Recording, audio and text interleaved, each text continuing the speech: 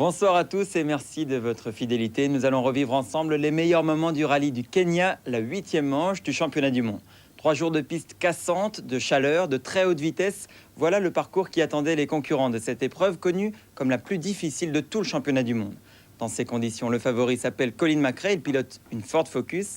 Mais attention au Peugeot 206, dont les ambitions sont à la hausse sur ces terrains difficiles.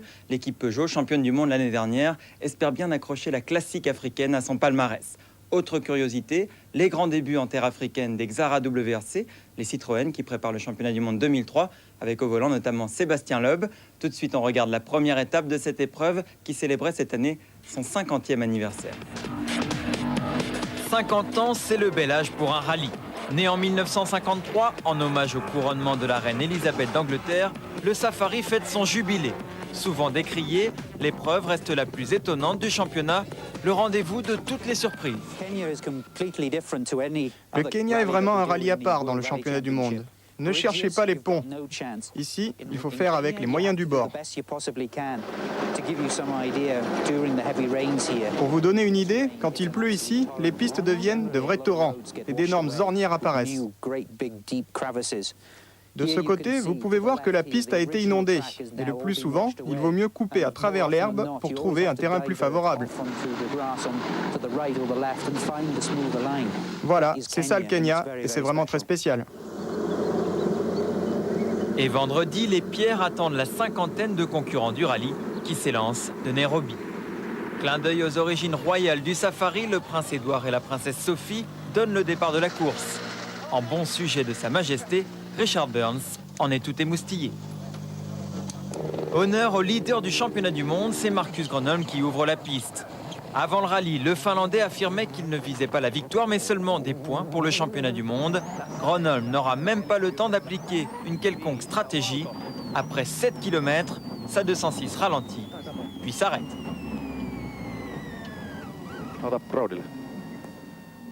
FX pour Timo. The engine stopped. Oui, c'est Timo, le moteur a coupé. Est-ce que vous pouvez me donner un coup de main et me dire combien de temps on a pour sortir de la spéciale? Vous devez terminer la spéciale au plus tard à 9h35. D'un coup, le moteur a calé. On ne sait pas trop d'où ça vient. Peut-être l'arbre à cam. Il a eu un problème moteur. Le moteur s'est arrêté soudainement, sans aucune alerte préalable. Donc c'est une casse interne. On ramènera la voiture, on va analyser. C'est quelque chose qui nous arrive rarement. Il faut dire que Marcus est bon joueur. C'est son premier abandon depuis 1 an. Donc il l'admet de façon extrêmement confortable, même si ça nous enlève une de nos meilleures chances de bien figurer. Ce tapis de pierre montre à quel point le parcours du safari reste difficile et l'hécatombe commence. Les frères Panizzi cassent une biellette à l'arrière droit. La réparation est possible, mais longue. Après 20 minutes de mécanique, les Panizzi ont remplacé la pièce défectueuse et peuvent repartir. Pour Peter Solberg, le contretemps est plus classique. Il s'agit d'une crevaison, mais le Norvégien est aussi handicapé par un problème d'embrayage. Dans ces conditions, retrouver la Citroën Xara de Thomas Radstrom à la 2e place est à la fois une surprise et un exploit. L'équipe Citroën découvre l'Afrique, mais forte de l'expérience des rallye raids, elle semble avoir bien préparé ce rendez-vous. Pour la Subaru de Mäkinen aussi, le rallye commence bien. Après 73 km avalés à 120 de moyenne, le Finlandais donne le ton. Le Safari 2002 sera un sprint en terrain hostile. Okay, no problem, you can go back to the service. Je suis très satisfait. Je suis en totale osmose avec la voiture en ce moment. Nous avons fait une journée entière de tests et nous avons trouvé le réglage idéal pour les suspensions. Elles sont très performantes et c'est un facteur crucial ici au Safari. À l'assistance, les mécaniciens réalisent déjà des miracles chez Subaru comme ailleurs. Ici, en 11 minutes, les hommes bleus changent la boîte de vitesse et l'embrayage par obligation pour Solberg et par précaution pour Mäkinen. À noter le départ prudent de Colin McRae qui perd 1 minute 30 dans le premier secteur. Mais au Safari, la prudence mène souvent très loin. Et pendant qu'Armin Schwartz abandonne sur la route de la 2e spéciale, moteur cassé, Colin McRae passe la vitesse supérieure. Admirez le savoir-faire de l'Écossais pour éviter de martyriser sa voiture. McRae a volontairement quitté la piste pour prendre le champ, plus doux. Le pilote Ford agit conformément à ce qu'avait expliqué son équipier Nicky Grist avant le départ et signe le temps scratch. Pourtant, ce n'est pas sur cette ruse que McRae fait la différence. Comparez sa trajectoire à celle de Sainz. En passant dans l'herbe, McRae prend de l'avance, mais va tout perdre sur la fin. En revanche, il a ménagé sa monture.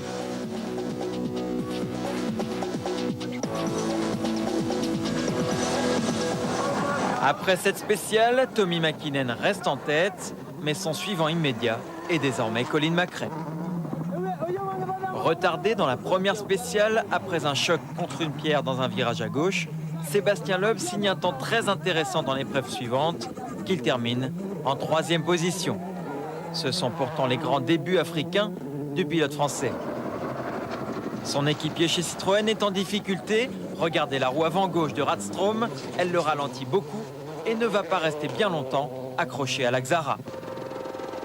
Radstrom la perdra même avant de rallier le parc d'assistance et devra entrer en force jusqu'au stand Citroën. Le problème, c'était une biellette de direction cassée au bout 25 km avant la fin de la spéciale. Donc il a fallu finir gentiment. Et puis sur le routier, après, j'ai fait 46 km dans le coffre pour équilibrer la voiture afin de ne pas trop abîmer l'avant-gauche de la voiture où il n'y avait plus de suspension, plus de roues. Et il y a beaucoup de travail pour les mécanos? Oui, là, les mécaniciens Citroën vont se régaler. Là. 20 minutes pour réparer, c'est peu mais suffisant. Et pendant ce temps-là, le patron calme le jeu. Je crois que si nous voulons marquer des points sur ce rallye, il est important de rouler un ton en dessous de façon à éviter d'avoir des problèmes.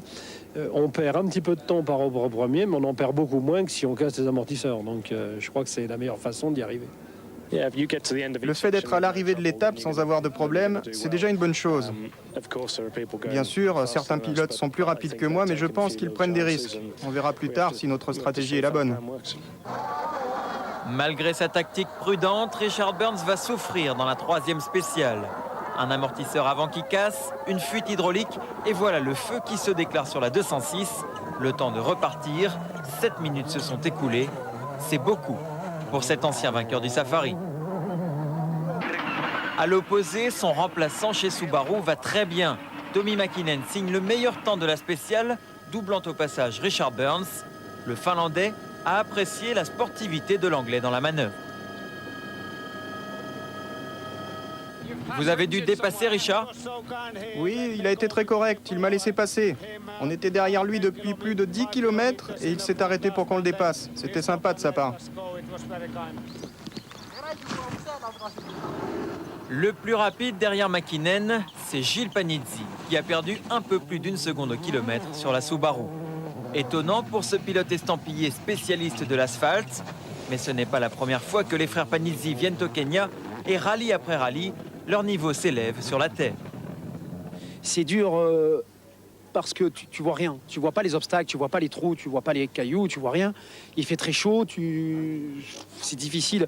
Tu marches, c'est un rallye en relief. Voilà, donc tu roules très très vite à 200 km/h et puis d'un coup tu as un passage de gué où la voiture elle tombe dans un trou pour monter.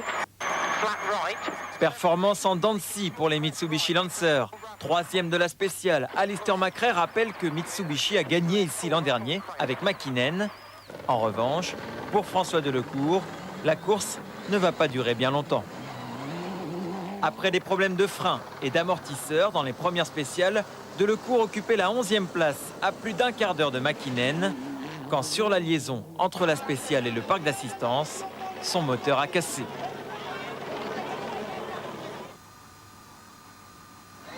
Toujours à l'arrivée de la terrible 3e spéciale, Sébastien Loeb n'en peut plus. Les suspensions défaillantes ont rendu sa Citroën Xara très inconfortable. Souffrant du dos, Loeb va échanger sa place avec son copilote Daniel Elena. Le temps de quelques kilomètres de route, le pilote devient copilote. Dans la 4e spéciale, Gilles Panizzi poursuit son début de course fait de haut et de bas. Après une petite sortie de route, le pilote Peugeot perd 11 minutes, mais les minutes en Afrique valent des secondes partout ailleurs.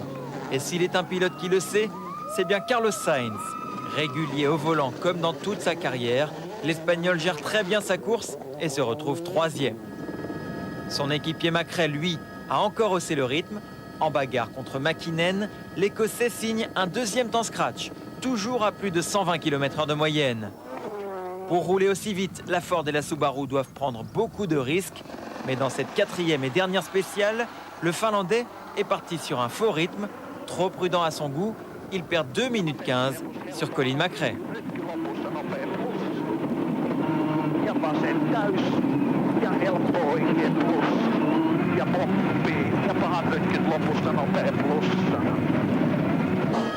Pour un autre Finlandais, Gardemeister, la course s'arrête là. La Skoda Octavia a perdu une roue. Au classement de cette première étape, Mäkinen et Macrae sont au coude à coude. Avec Sainz et Martin dans les 6 premiers, Ford est bien parti. Bon résultat d'Ericsson sur la Skoda. Les Citroën jouent placés en attendant mieux.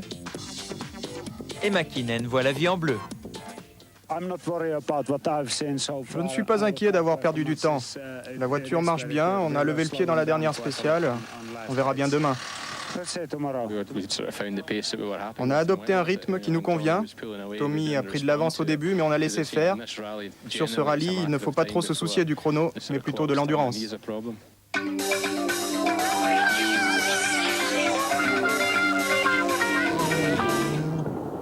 Pour terminer la journée comme ils l'avaient commencé, les frères Panizzi connaissent une nouvelle galère.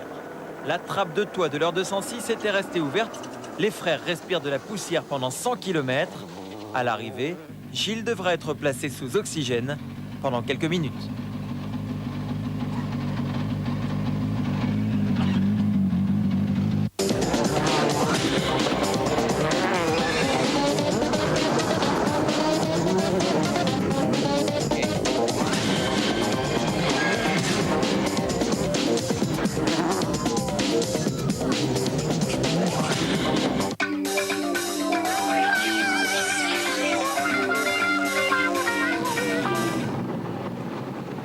Pour le leader Tommy Mäkinen, le réveil samedi matin est particulièrement douloureux. Au ralenti dans ce passage cassant, le pilote Subaru est confronté à un problème de suspension. Aussitôt, son adversaire Colin Macrae en profite. Le pilote Ford n'attendait que ça. Et pourtant, il a dû s'employer pour reprendre la tête. Parti juste derrière Mäkinen sur la piste, Macrae se retrouve coincé derrière la Subaru pendant 20 km. Quelques noms d'oiseaux fusent avant que Mäkinen ne se rende compte qu'il est suivi par plus rapide que lui.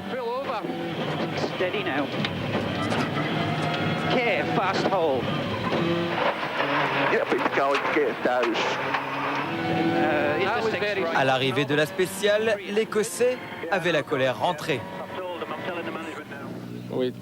On a doublé Tommy, mais on a malheureusement été gêné très longtemps par la poussière. À un moment, on a essayé de passer sur le côté, mais il ne s'est pas écarté. C'était pas très sportif de sa part. Un quadruple champion du monde aurait pu agir autrement. Eh bien, vous savez que lui et son équipe auraient dû agir ainsi. Il y a un code de bonne conduite entre nous. Si une voiture a un problème, vous devez vous ranger sur le côté pour laisser la voiture la plus rapide passer.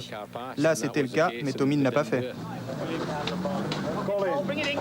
Colin, je suis vraiment désolé. On n'a eu aucune information. J'étais très énervé quand tu m'as doublé. J'ai demandé, mais bon sang, qu'est-ce qu'il fait là? Pourquoi vous ne m'avez pas prévenu? On ne nous avait pas dit que tu étais derrière nous. Je suis désolé. C'était très dangereux à cet endroit-là. Ce n'était vraiment pas dans mon intérêt de te boucher le passage. Ok, si tu me dis que tu n'as pas eu d'infos... C'est vrai, on a eu un problème avec la radio. Je suis désolé, vraiment désolé de ce qui s'est passé.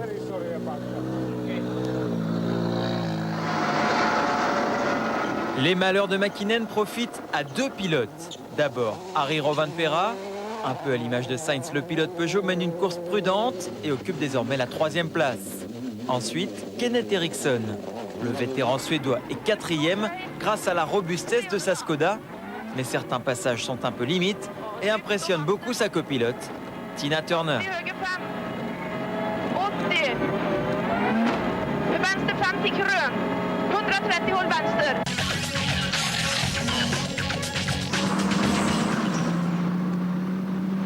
Retour au Kenya pour suivre le rallye du Safari, un concentré de pistes cassantes et de forte chaleur qui réserve toujours des surprises.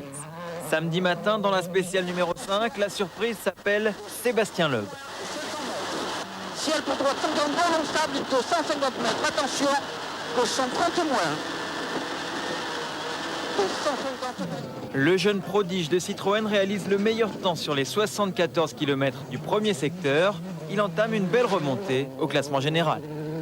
C'est mon premier scratch sur la terre en plus, donc ça me ferait vraiment plaisir. Et puis hier, on a eu une journée très difficile. On a vraiment eu du mal des fois pour arriver à l'arrivée des spéciales parce qu'on avait des problèmes de suspension. En milieu spécial, on était toujours bien en temps et à l'arrivée, on avait des petits soucis. Donc là, ce matin, ça a bien été. On n'a pas eu de problème sur la voiture et donc on fait un bon temps et ça c'est bien. C'est vrai que les mécanos ont travaillé très dur toute la nuit pour justement faire des nouveaux amortisseurs qui ont l'air d'aller mieux que les autres. Donc c'est déjà bien, ils n'ont pas travaillé pour rien, ça c'est une bonne chose. En reconnaissance aussi, nos mécanos ont des fois travaillé toute la nuit parce qu'on avait eu des petits soucis en reconnaissance aussi. Donc c'est vrai que c'est un rallye très difficile, peut-être plus pour les mécanos encore que pour les pilotes. Sainz, Loeb et Rovanperä n'ont pas utilisé les mêmes méthodes, ces deux derniers empruntant les chemins de traverse. Bien sûr, j'ai pris un gros risque et ce n'est peut-être pas la meilleure chose à faire au Safari. Mais parfois, il faut tenter le coup. Après tout, sur ce rallye, on est tout le temps à la limite.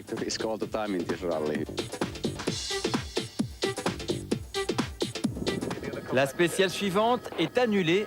À cause du plafond trop bas, les hélicoptères ne peuvent pas décoller. Et sur ce rallye, pas comme les autres, il faut savoir que la sécurité vient du ciel. Le Kenya est un rallye à part. C'est très particulier. Déjà, les routes sont ouvertes et on peut donc avoir des rencontres surprises avec des animaux. C'est dans ces moments-là que les hélicos nous donnent un coup de main. Un hélicoptère nous accompagne sur toutes les spéciales. Nous avons un guide dans les airs qui détecte les voitures et les camions qui peuvent arriver dans un sens comme dans l'autre, mais aussi les gens qui se promènent sur la route ou encore les animaux sauvages. Attention, il y a un âne juste après le virage. 70. 6 right, 200. Vous savez, ici, nous sommes les visiteurs du zoo alors que les animaux sont chez eux. Ils peuvent surgir devant nous à tout moment et c'est pour ça que l'hélicoptère a un rôle important à jouer. La spéciale numéro 7 est la plus longue de cette deuxième étape. Elle compte 106 km. Les spectateurs kenyans se mettent en place, les hélicoptères peuvent décoller, que le spectacle commence. Mais pour Tommi Mäkinen, ce safari tourne mal. Après les problèmes de suspension de la spéciale précédente, le Finlandais crève, perdant à nouveau 3 minutes.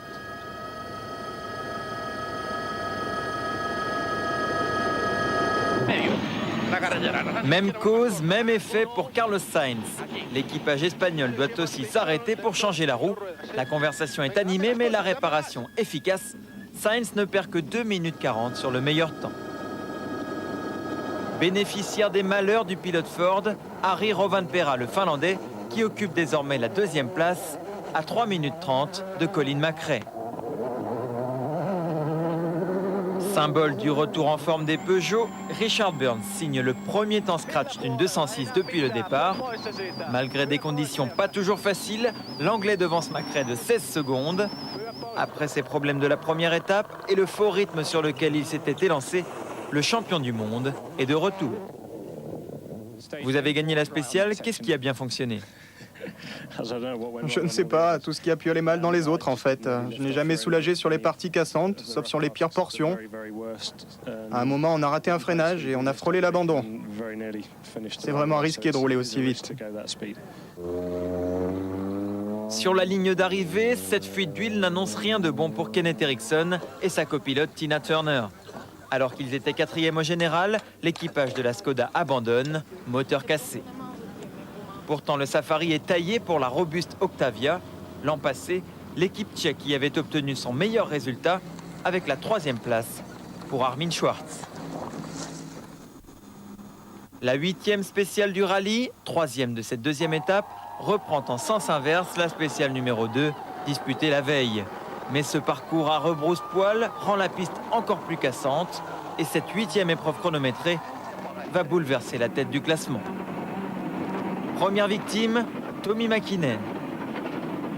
Déjà redescendu à la 6e place après ses multiples problèmes de la matinée, le Finlandais convoite maintenant la 5e place de Marco Martin quand il est contraint à l'abandon. Suspension cassée.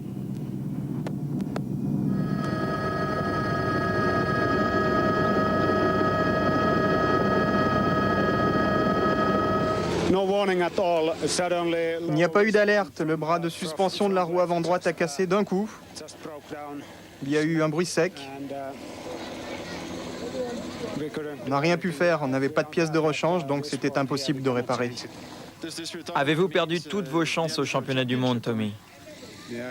C'est vrai que c'est mal parti. C'est une mauvaise journée pour nous. Tommi Mäkinen, Carlos Sainz ou les courses parallèles. Tout à l'heure, l'Espagnol et le Finlandais avaient crevé au même moment. Cette fois, ils vont abandonner dans la même spéciale. Ici, Carlos Sainz quitte la piste cherchant la meilleure trajectoire pour gagner quelques mètres. Mais ce sont ces derniers. Chute de pression d'huile, moteur cassé, la Ford Focus abandonne.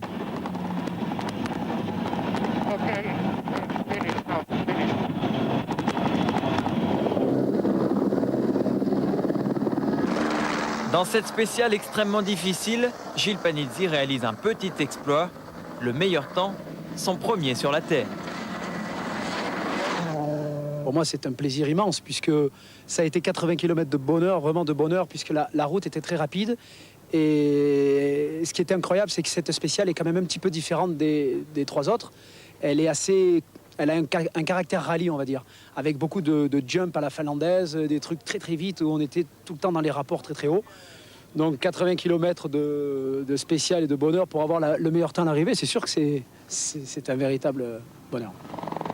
Pour Richard Burns, roue crevée et suspension endommagée, le retour à l'assistance va tourner au cauchemar. À quelques mètres du but, la Peugeot 206 s'enlise et avec elle, les espoirs de l'Anglais.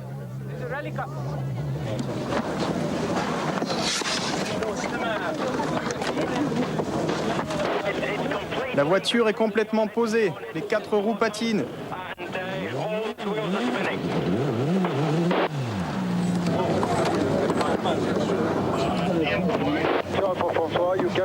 Richard essaie en marche arrière, c'est peut-être plus facile.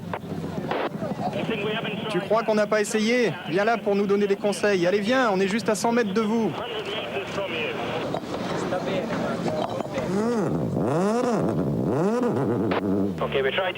Ok, on va essayer de mettre des banderoles sous les roues.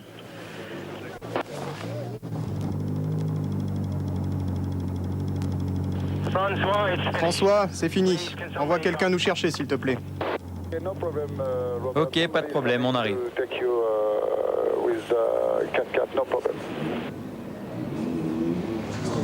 Richard, c'est un abandon plutôt insolite, non? Je sais pas quoi dire. Vous avez vu ce qui s'est passé. On a fait 50 km de liaison sur un revêtement normal. Et on est arrivé jusqu'au parc d'assistance. Et là, on n'a jamais pu passer le point de contrôle. Et c'est donc sur les épaules de Rovanperä que reposent tous les espoirs de Peugeot. Deuxième au Safari l'année dernière, le Finlandais occupe la même position après la 8e spéciale. Chez Peugeot, on sait qu'on peut compter sur lui.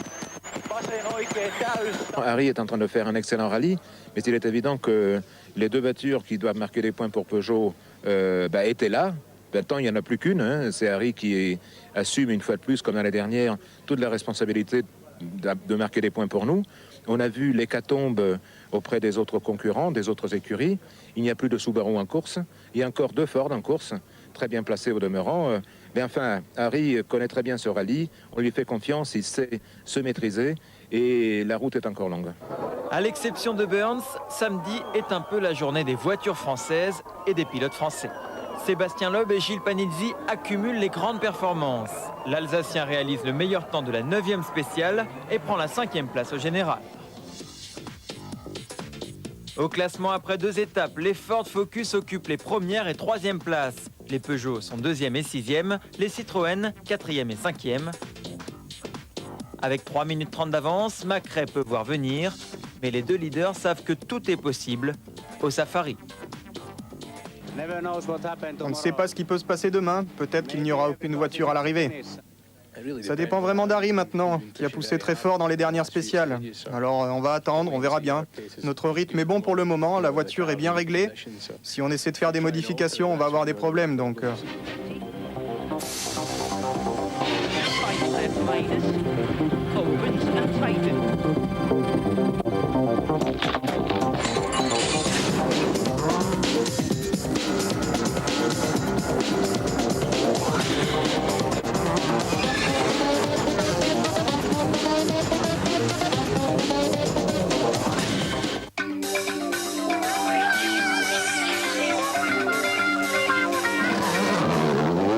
Quand Colin McRae s'élance dimanche, il ne lui reste que 3 spéciales à couvrir pour gagner son 2e rallye d'affilée. Comme pour marquer son territoire, pour envoyer un dernier message à ses adversaires, l'Écossais va encore creuser l'écart. Son plus sérieux rival, Harry Rovanperä, perd 44 secondes. Alors, le Finlandais sait que, sauf incident, les 3 minutes 10 d'avance de Colin McRae lui interdisent de rêver. Double coup dur pour l'Estonien Marco Martin. D'abord, il a pris 11 minutes de pénalité à la fin de la 2e étape, et puis son copilote a oublié d'emporter les notes de la spéciale numéro 10. Pour Martin, le salut va venir du ciel. Peux-tu suivre l'hélicoptère? Ok, je vais essayer. Vole juste au-dessus de la route et dis-moi si les virages sont à fond, moyen ou lent. Peut-être qu'on peut faire comme ça.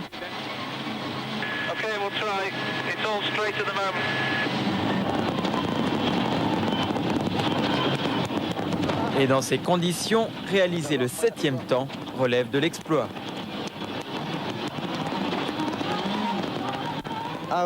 J'ai essayé de lui donner des indications, mais il m'a dit que c'était inutile, à vrai dire. Il a roulé à l'instinct, mais le pilote de l'hélico était génial. Il nous a dit précisément ce qui nous attendait, chaque piège, donc ça s'est plutôt bien passé. Les malheurs de Martin profitent à Thomas Radström. Le Suédois de Citroën, décevant depuis le début de l'année, se rattrape en occupant la 3e place au classement général. Radström et Giraudet, en route vers le podium, vont marquer leur premier point de la saison.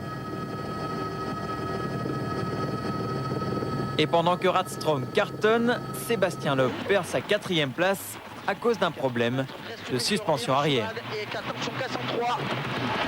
Et attention, 130 mètres à l'arbre.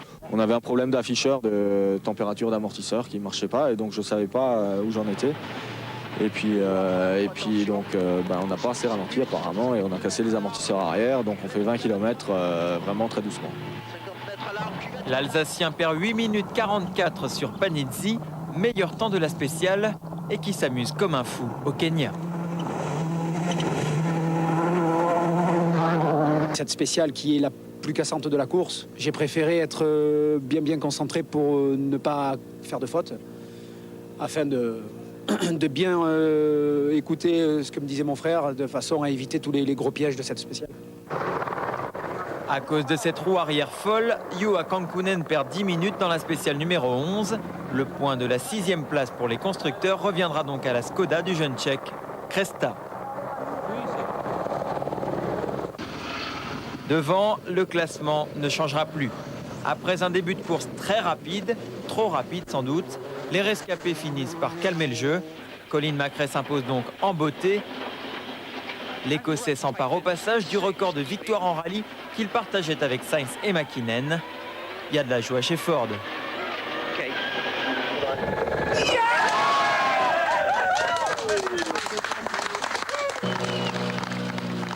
Colin, ça fait quel effet d'être le recordman des victoires? C'est génial, c'est important de gagner ici. Avoir 25 victoires, c'est quelque chose d'un peu spécial, tu sais, c'est un record absolu. C'était l'endroit idéal pour le faire. Ce n'est jamais facile ici, c'est comme nulle part ailleurs. Il faut adopter un rythme et s'en satisfaire. C'est ce qu'on a fait depuis le premier jour et on l'a conservé jusqu'à la fin. Il y a 26 ans que Peugeot n'a pas gagné ici. Je pense que l'année prochaine sera notre tour. Chez Citroën aussi, il y a de la joie. Débutant en Afrique, les Rouges amènent leurs 2 voitures à l'arrivée.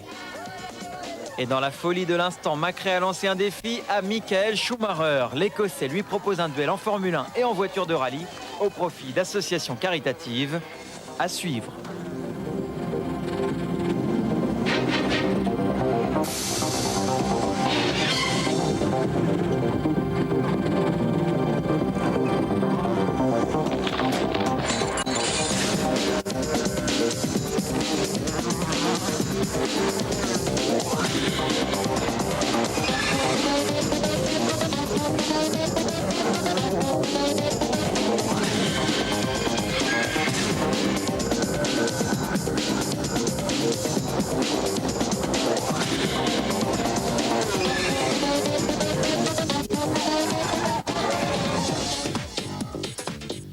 Voitures seulement ont rallié l'arrivée de ce safari avec des écarts énormes. 6e, Gilles Panizzi marque un joli point.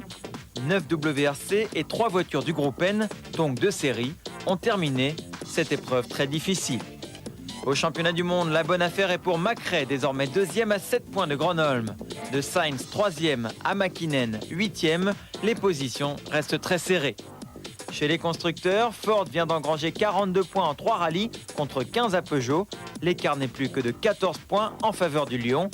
Après le double abandon du Safari, Subaru semble définitivement distancé. Et sur ces classements de plus en plus serrés se termine cette émission. Prochain rendez-vous pour le championnat du monde des rallyes. Début août, en Finlande, au pays des 1000 lacs, Peugeot et Marcus Grönholm auront une occasion en or de reprendre l'avantage au classement des championnats du monde. Prochain rendez-vous pour les amateurs de rallye, dimanche prochain dans Automoto, le jour du Grand Prix de France. Quant à moi, je vous souhaite une bonne fin de soirée. Au revoir. Vous avez choisi de suivre le championnat du monde des rallyes avec les lubrifiants Total Activa.